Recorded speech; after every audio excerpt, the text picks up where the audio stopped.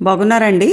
నువ్వులు తినటం ఒకటే కాదండి, నువ్వుల నూనె ఒకటే కాదు మనం తినవలసింది ఇంకొకటి ఉందండి. మీరు అందరికీ గుర్తు చేస్తున్నాను, మీకు చాలామంది తెలియలేని వాళ్ళ కోసం ఈ వీడియో. నువ్వులు ఆడించుకుంటే వస్తుందండి అచ్చులాగా, దాన్ని పిండిగా ఆడతారు, దాన్ని తెలగపిండి అంటారండి. నువ్వుల పప్పులతో ఆడతారన్నమాట. ఇది తెలగపిండి అని పిండి. నువ్వులు ఆడించుకున్నప్పుడు చెక్క వస్తుంది, దాన్ని పిండి ఆడతారన్నమాట. ఒక గ్లాసు తెలగపిండి తీసుకున్నాను, చిన్న టీ కప్పుడు గ్లాసు. 3 గ్లాసులు వాటర్ పెట్టుకుని ఉల్లిపాయ పచ్చిమిరపకాయలు వేసేసుకున్నాను.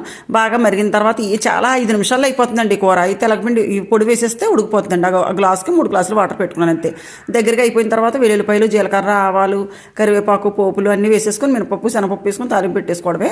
మా అత్తయ్య గారు వాళ్ళు కోనసీమలో చాలా చాలా బాగా వండుకుంటారు. వారానికి 2-3 సార్లు వండుకుని తినేవాళ్ళం.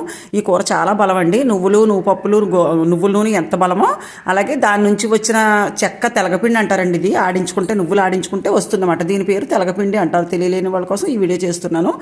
చూడండి, ఈ వీడియో మీకు నచ్చినట్లయితే లైక్ చేయండి, షేర్ చేయండి, సబ్స్క్రైబ్ చేయండి.